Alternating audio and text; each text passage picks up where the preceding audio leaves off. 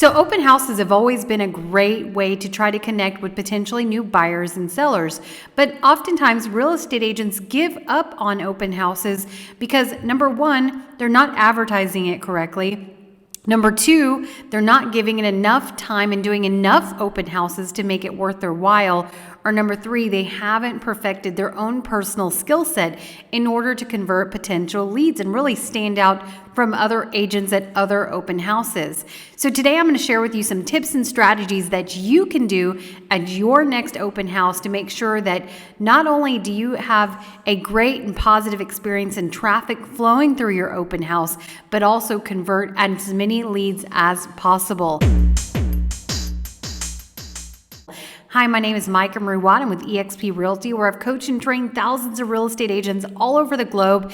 And I'm going to share with you some exact strategies that I have used in open houses to not only bring a lot of traffic, but also convert to clients.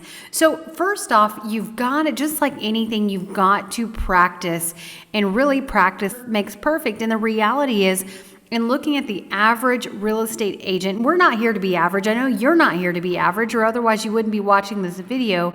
But the average agent who says they do open houses may do one, maybe two a month. And we know that you've got to do multiple open houses to even convert a lead. So in order to convert more leads, that just means what? Simple math. We need to do more open houses. And so the reality is, if you really want to be a professional and really hit the ground running and hustle and bring more clientele, that just means you need to do more open houses. So your typical agent may do one or two a month.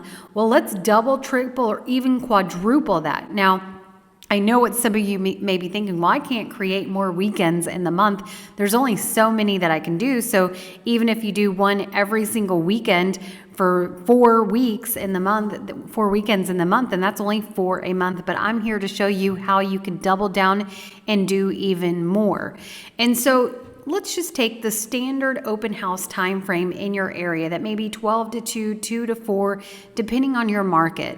So what if you were able to find comparable homes within a comparable neighborhood, price point, updates, etc., and be able to host 3 or 4 open houses at one time? I know that sounds crazy. You might be like, how can I be in multiple places at the same time? But what you do is you start earlier than the rest of the open houses in your market, and you finish later.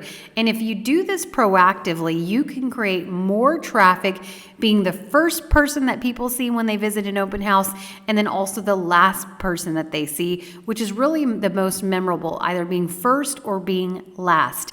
And then what happens is, if you rotate to multiple houses, you could potentially be seeing the same clients over and over again at different houses. So once you've identified some similar homes that you could hold open, now it's about scheduling. So let's just say that your market hosts open houses from 12 to 2. So the first house, you would go from 10:30 to 12, and the next one from 12 to 1:30, and the next one 1:30 to 3, so on and so forth. You get the idea. So you could do 3 or 4 back to back in one day. And what you can do is have somebody running signs, running directionals, right before, make sure that the houses are ready before going in. Preferably, even if you have a vacant home, that's going to be even easier to deal with schedules. And so you can have multiple homes opened back to back, which is going to increase not only your visibility, but increase the chances that you're going to get in front of more potential clients and add more open houses to your Rolodex, which is going to give you more converting leads.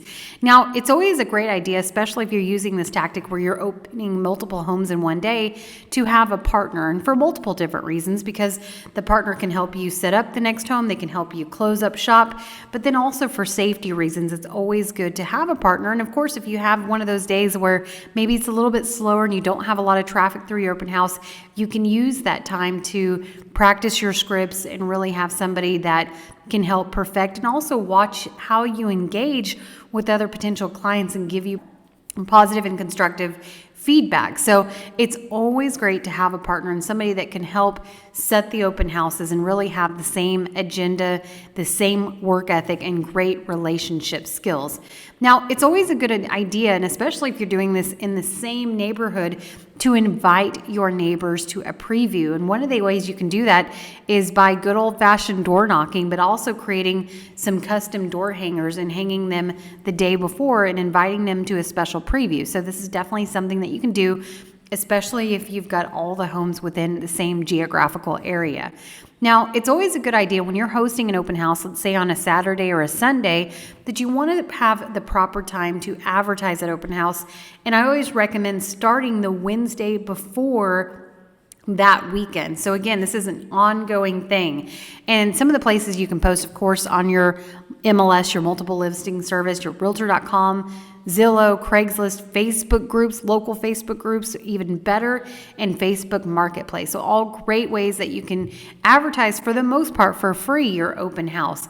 You can also run some social media advertising, for example, a Facebook ad, and run an ad for a minimum of 3 days within a 3-mile radius, hitting everybody within that geographical location. So, of course, when it comes to directionals, you want to check with your local ordinances, but it's always a great time to place those directional signs within the neighborhood, within the main closest intersection, the Friday before the open house. Again, check if there's any local ordinances that go against that, because you may find you get there on Sunday and all of your signs are gone. So definitely something you want to check into. And then the day of, place as many directionals as possible on the main intersection to create some more visibility and higher traffic. So again, that's something that you would want to do the day of, not a few days prior, because again, city and state or HOA might not like that too much.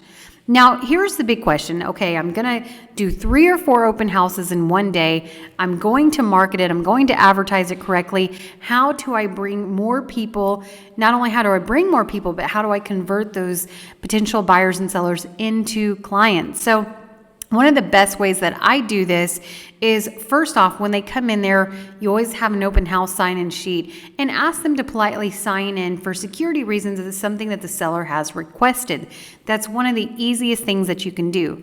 Now, here's the reality is, are they always going to give you the right information? Absolutely not. That's why this is a conversion game. And of course, the fortune's going to be in your follow-up, but in order to follow up, you're going to have to make sure that you get the right information. So oftentimes when I see a lot of real estate agents host an open house, they might have their laptop out. They see this as an opportunity to work on other things, and they just sit there and really do just that. They just open the house and let people kind of trail through, and they just, introduce themselves and let me know if you have any questions when you're done. Well, the best real estate agents are there to work the crowd, to show the home, to give personal tours, and really get to know the potential client. So one of the best things that you can do when somebody walks into an open house and they want to start looking at the home, just take that initiative, take control of the environment and say, let me ask you, what's your favorite room in the house? And let's say they say the kitchen or the master bedroom or the backyard, what have you. What's your favorite part of the house? And if they say the kitchen, great, let's go take a look at it. Let them tell you exactly what they want to see. And now you've just taken control, and you can really control the conversation and control the environment, allowing you now to give them that tour, to really show them how you operate and let them know throughout the process what your process looks like. Now, notice I said the word process, and not just like what it looks like to work with you as an individual agent, but how can you separate yourself from all the other real estate agents? And you can do that by having a process. And so you can ask simple questions as you're showing them the home, and you're going to find out very quickly if they're working with another real estate agent or not, or how serious they have prospects that they are. So you can ask questions like, what's your time frame? Have you met with the lender yet? What are some of the favorite homes that you've seen so far? Asking these various questions are going to ultimately give you the answer that you're looking for, and then you can close them with, have you been through a buyer consultation? And they're going to say, no, I haven't. Great. Well, do you have 5-10 minutes right now? Let me take you through a short presentation and show you again what the process looks like. And then once they've gone through the buyer consultation, now you can get out your buyer brokerage agreement and hopefully solidify the deal before they start meeting with other agents in other open houses. Now, I know what some of you may be thinking, well, okay, that sounds great if you have one person coming in at a time. But we know that's not always the case, that oftentimes you have multiple people coming in. So this is really where your source of judgment comes in. You, of course, introduce yourself to every single person, hopefully get them to sign in, but you've got to make a judgment on who is really connecting with you and that you're connecting with, and vice versa. So kind of internally rate them, if you will, of how serious this person could be to be a potential client for you. And of course, those are the ones that you're going to pour your time and energy into. So the reality is you're going to get false information on the open house sign-in sheets, but we're not here to get everyone's information. But if you've taken someone through the process, you've toured them the home, you showed them your process through your buyer consultation, even if you can close the deal and get a buyer brokerage agreement, and by then, because they've seen the way that you have separated yourself from everyone, they are now asking for your contact information. Now, I purposely don't have any business cards anymore. Don't carry them whatsoever. Now you want to say, well, listen, I don't carry any business cards, but I do have a digital card and I can text it to you. What's your number? And get your phone out. Now you have their information and hopefully the correct information that you can now compare to the open house sign-in sheet. So now we get past closing. We all know the fortune is in the follow-up. Once they step off your property and now start go looking at other homes, take a quick few seconds, grab your phone, do a quick video. And I know some of you are like, oh, no, here we go. I don't do video. But again, this is how you're going to separate yourself from the other real estate agents. Do a quick video, say, hey, it was so nice meeting you at 123 Main Street. I really appreciate you coming by. I'm excited to help you through the process, and I'll be in touch tomorrow. So again, you're walking them through that next phase. Always follow up immediately with the people that attended your open house, and then of course the following day on Monday.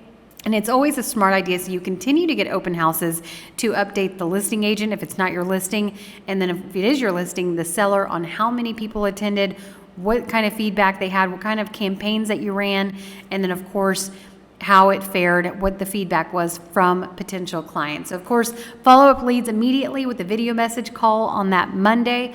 Update the listing agent or the seller if you are the listing agent. And I promise you, if you do this, open houses are an incredible way to get a consistent flow of leads. Again, where many of us fall through is we don't do enough open houses. We haven't practiced in converting potential leads, or we haven't marketed the property correctly to get enough traffic through that open house. So go ahead and like and subscribe as we're dropping new content every single week. Thanks for watching.